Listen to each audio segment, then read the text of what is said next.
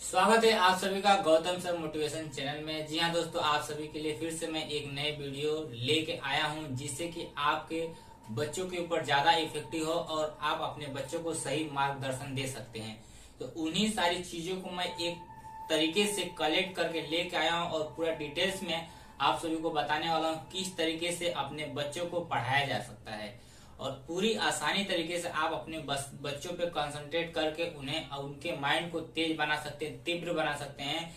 वो बच्चे पढ़ने में एकदम अच्छे हो सकते हैं। जो बच्चा लेवल में एकदम कमजोर होता है, पढ़ने में कुछ भी नहीं आता है, फिर भी वो बच्चा एक न एक दिन वो धीरे धीरे प्रयास करके अपने जो स्टडी का जो रास्ता होता है वो अपना खुद का खुद बना लेता है, खुद से वो पढ़ने की कोशिश करने लगता है। तो उन्हीं सारी चीजों पे आज हम चर्चा करने वाला और एक एक स्टेप एक एक बारीकी से मैं बताने वाला हूं ताकि आपके बच्चों पे ज्यादा इफेक्टिव हो जाए और आपके बच्चे पढ़ने में अच्छे हो जाएं। तो अच्छे ही होंगे और उससे ज्यादा भी अच्छे हो जाएंगे ताकि आपके बच्चे किसी बच्चे से कम नहीं रहेंगे। हर एक जगह पे हर एक टाइम आपके बच्चे स्टडी करने में बहुत ही प्रॉपर तरीके से स्टडी कर सकते हैं और हर एक कंपटीशन के एग्जाम भी वो क्लियर कर सकते हैं।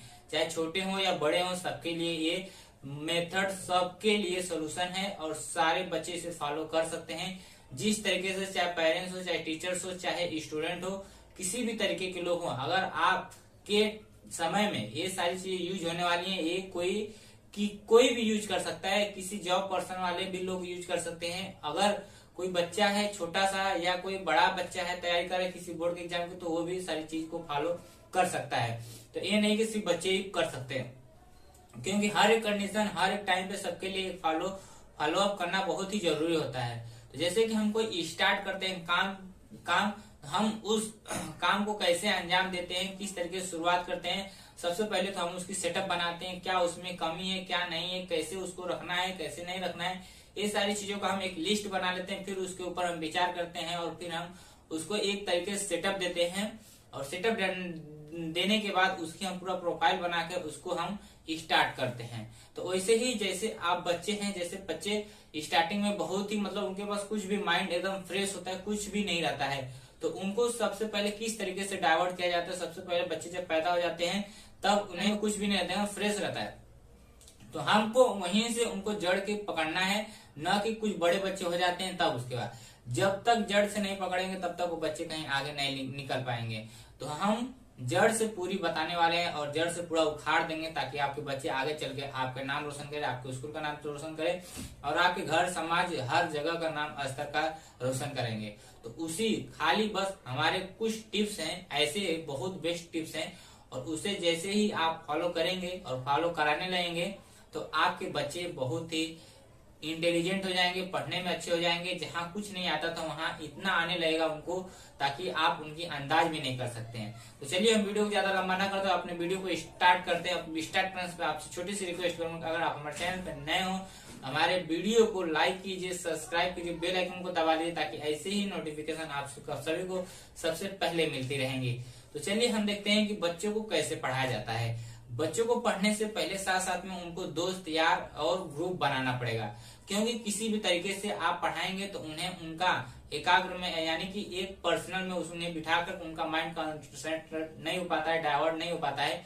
इसलिए सबसे पहले उनके दोस्त यार और उनके तरह उनके साथ दोस्त के जैसे उनके साथ व्यवहार करना चाहिए, क्योंकि जब तक आप दोस्त के जैसा उनको व्यवहार नहीं करेंगे नहीं तो वो क्या होता है, डरने लगते हैं। जब तक उनके अंदर डर की भावना रहती है तब तक कोई भी काम नहीं करते, या पढ़ाई हो या कोई काम हो या कोई अदर वर्क हो, वो डर के मारे अदर वर्क भी किसी भी काम के नहीं रह जाते हैं। हमेशा वो डर की वजह से अपना जो भी काम होता है उनका पीछे रह जाता है। तो इसीलिए सबसे पहले उनके साथ बच्चों के साथ दोस्तों के जैसे व्यवहार करना चाहिए ताकि उन्हें किसी भी तरीके के न लगे, उन्हें किसी भी तरीके का उनके ऊपर प्रेशराइज दिया जा रहा है, उनके किसी भी तरीके के उनके साथ दुर्व्यवहार किया जा रहा है। इस तरीके से उनके साथ कोई भी चीज नहीं दिखाना है, हमेशा उनके साथ खुशी से रहना है, दोस्त के जैसे हंसी मजाक के जैसे उनके साथ रह कर उनको स्टडी कराने का एक रास्ता ढूंढना है। जी हाँ दोस्तों, इस तरीके से कुछ आसान तरीके ढूंढ सकते हैं। जैसे आप अपने आपके स्टूडेंट होंगे या आप मम्मी पापा होंगे तो अपने स्टूडेंट को एक जगह पे बिठा के उनके साथ ऐसा ना फील कीजिए कि आप उनके माता पिता हैं या उनके टीचर्स हैं, इस तरीके से कभी फील नहीं हो।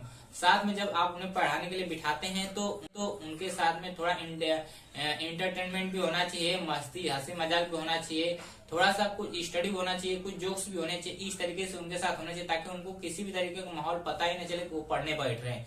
जब तक इस तरह का माहौल नहीं बनाएंगे तब तक बच्चों का माइंड कंसंट्रेट नहीं होता है, और इसी तरीके से पढ़ते पढ़ते इतना उनको इंटरेस्ट आ जाता है कि वो उसको देखते देखते किस तरीके से वो अपने स्टडी में उनका मन लगने लगता है, उन्हें खुद नहीं ख्याल होता है, और आपको भी नहीं अनुभव होगा कि ये बच्चे कैसे इतने पढ़ने लगे हैं और क्या क्या करने लगे हैं। तो इस तरीके से मैं बताया कि बच्चों के साथ में दोस्ती का व्यवहार करना चाहिए, मेरा पहला पॉइंट है। तो मैं इस तरीके से 6 पॉइंट बताने वाला हूं, और 6 पॉइंट अगर आप फॉलो कर लिए तो हमेशा के लिए आप बता रहा हूं कि आपके बच्चे एक ना एक दिन पढ़ने में अच्छे हो जाएंगे, और आप देख के बहुत ही उनके ऊपर गौरव महसूस करेंगे कि हमारे बच्चे कल के दिन क्या थे और आज क्या बन गए और आगे चल के क्या बनने वाले हैं। आप खुद महसूस कर सकते हैं, खुद फील कर सकते हैं, क्योंकि उनका इतना मेहनत होगा, इतना लगन होगा कि उसके ऊपर आप विचार कर सकते हैं। तो जी हाँ दोस्तों, मैं जो पहला पॉइंट बता चुका हूँ, और दूसरा पॉइंट है कि बच्चों के साथ पढ़ने का एक सही समय बनाएं।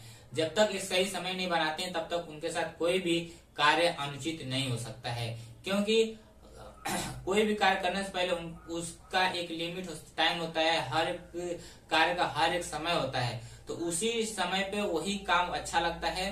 अगर खाते पीते समय आप पढ़ाई के ऊपर फोकस करेंगे तो वहां पे कुछ नहीं होने वाला है। खेलने कूदने के टाइम पे अगर आप पढ़ाई के लिए बोलेंगे बच्चों के लिए तो वहां पे भी उनका इंटरेस्ट नहीं रहेगा।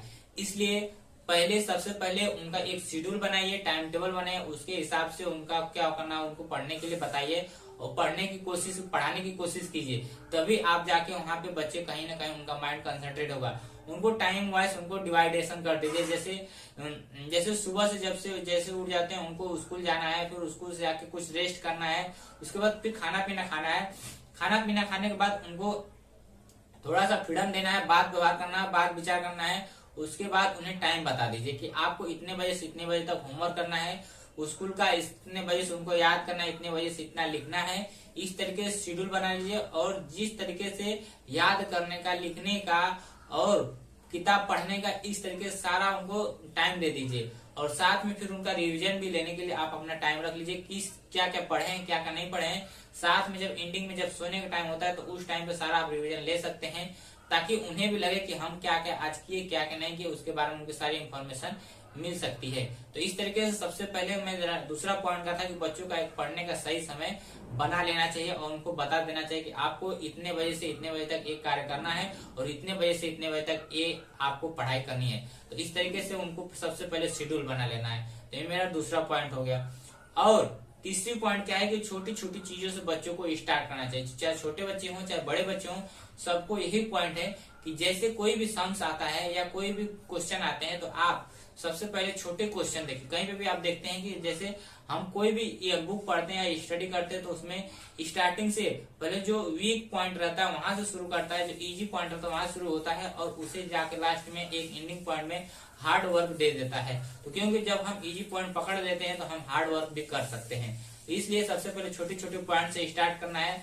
पहले जो मेन मुद्दा होता है, पहले नींव को पकड़ना है, जो जड़ होता है वो उसको पहले मजबूत करना है, फिर लास्ट में हम जाएंगे तो हमारा इजी तरीके से पूरा कार्य आसानी से हो जाता है। तो छोटी छोटी चीजों से स्टार्ट करना है, और उन्हें अच्छी से अच्छी बातें बताना है, और छोटी छोटी बातों को बार बार रिवीजन कराना है, ताकि उन्हें कोई भी छोटी चीजें भूले ना, और भूलने से पहले उनको बार बार डेली उनको रिवीजन करा देंगे, ताकि वो आसानी से बड़ी जो सोल्यूशन होता है उसको कर सकते हैं। तो ये हो गया मेरा तीसरा पॉइंट। अब चौथा पॉइंट मेरा क्या है कि अनुशासन में रह के उनकी जो ख्याल रखना है, उनकी जो बातें करनी है उसके हिसाब से उनको चलाना है। जैसे कि किसी भी तरीके के एरिया में जो भी दिक्कतें आती हैं, जो भी प्रॉब्लम्स क्रिएट होते हैं, तो हमारे यहाँ पे अनुशासन रहते हैं, पुलिस रहते हैं, प्रशासन रहते हैं, इस तरीके से रहते हैं, तो लोग उनसे डरते हैं। तो इस तरीके से वो कोई गलत कार्य नहीं करते हैं, अपना टाइम वेस्ट, अपना मतलब किसी प्रकार का किसी के ऊपर दुर्व्यवहार नहीं करते हैं। इस तरीके से बच्चों के ऊपर भी वैसे अनुशासन लगाना है, ताकि वो अनुशासन में रह के अपनी पढ़ाई कर सकते हैं। जैसे कि माता पिता हैं तो माता पिता से बच्चे डरते हैं, अधिकतर अपने टीचर से डरते हैं। इस तरीके से उन्हें कुछ ऐसा अनुशासन लगा दीजिए, ऐसा उनके ऊपर कुछ कार्य कर दीजिए, ताकि वो अनुशासन में रहे और उसी अनुशासन में रहकर अपना स्टडी एक अच्छी तरीके से कर सकते हैं। और हमारा रह गया कि पांचवा पॉइंट, बच्चों को सही जो गलतियां करते हैं उसमें सुधार लाना है। अब सुधार कैसे लाना है और उनकी गलतियां कैसे पकड़नी है। तो जब बच्चे जब कार्य करते हैं तो उनको लगता है कि हम सारा कार्य जो है ये सही कर रहे हैं, हमारा सब चीज सही है।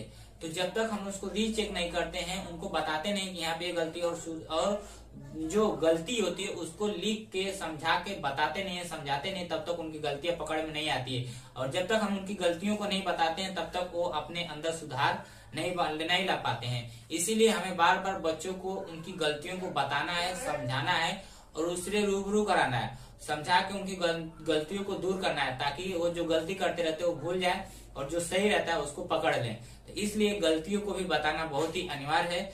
तो और हमारा लास्ट पॉइंट क्या है कि बच्चों को जो पसंद की चीजें होती हैं उसी विषय से सबसे पहले स्टार्ट करना चाहिए।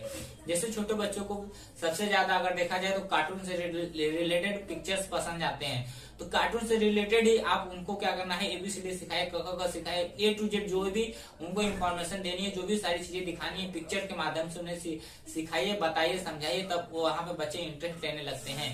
तो वैसे अगर बड़े बच्चों का भी देखा जाए कि जो उनके विषय के बारे में जो चर्चाएं हुई उनसे पसंदीदा, जैसे किसी का मैथ में अगर देखा जाए तो जो लसाई मसाई होता है वो पसंद आता है, ट्रिग्नोमेट्री पसंद होती है, या मैथमेटिकल या साइंस जो भी सब्जेक्ट पसंद आती है उस विषय पे ही उन्हें कंसंट्रेट करके उन्हें क्या करना, मोटिवेट करना है, पढ़ने के लिए बताना है।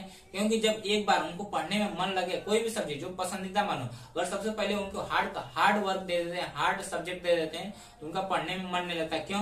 क्योंकि उनको पता है कि वो सारी चीजें उनको नहीं आने वाली है, इसलिए उन्हें हार्ड सब्जेक्ट न देकर उनकी पसंद की सारी चीजें दें, ताकि उनका पढ़ने में जब जिज्ञासा जगने लगे, उनको पढ़ने में अच्छा लगने लगे, तब उन्हें एक अच्छी धीरे धीरे मार्गदर्शन दें और अलग अलग सब्जेक्ट चेंज करके दें, ताकि वो बच्चे आसानी से उसे पढ़ सकते हैं। तो इस तरीके से हमारा कुछ रहा 6 बहुत ही जबरदस्त टॉपिक है और बहुत ही जबरदस्त पॉइंट है। अगर आप सच में बता रहा हूँ इसे आप फॉलो कर सकते हैं, तो आप फॉलो करा भी सकते हैं और फॉलो कीजिएगा भी।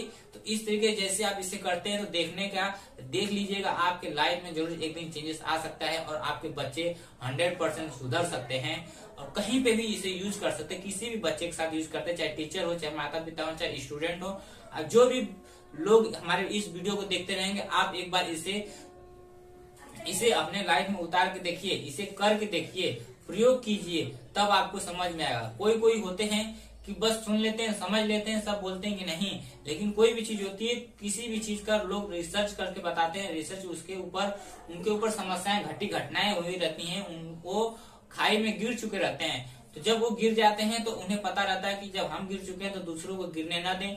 इसीलिए दोस्तों मैं आप सभी को एक ही रिक्वेस्ट कर रहा हूँ कि ये 6 टॉपिक्स अपने बच्चों के ऊपर इस्तेमाल कीजिए, टीचर्स हो तो स्टूडेंट के ऊपर इस्तेमाल कीजिए, अगर माता पिता हो तो अपने बच्चे के ऊपर, स्टूडेंट तो खुद फॉलो कीजिए, तब आगे चल के उनको लाइफ में ये सारी चीजें सक्सेस की तरफ उनको सारी चीजें दिखाई देने लगेगी। अगर आप सच में बता रहा हूँ इस चीज को यूज कर लेते हैं तो आपकी लाइफ बदल सकती है, आप पढ़ने में अच्छे हो सकते हैं, किसी भी तरीके का आपको दिक्कत नहीं आने वाली है। तो चलिए हम अपने वीडियो को यहीं पे एंड करते हैं और मिलते हैं अपने नेक्स्ट सेशन में, देखते हैं क्या सारी नेक्स्ट सेशन में और भी सारी होने वाली बातें। अगर आपको वीडियो अच्छा लगा हो तो हमारे सेशन को लाइक कीजिए, सब्सक्राइब कीजिए, बेल आइकन को दबा दे, ताकि ऐसी ही वीडियो आप सभी को अच्छी से अच्छी लेके आते रहूंगा।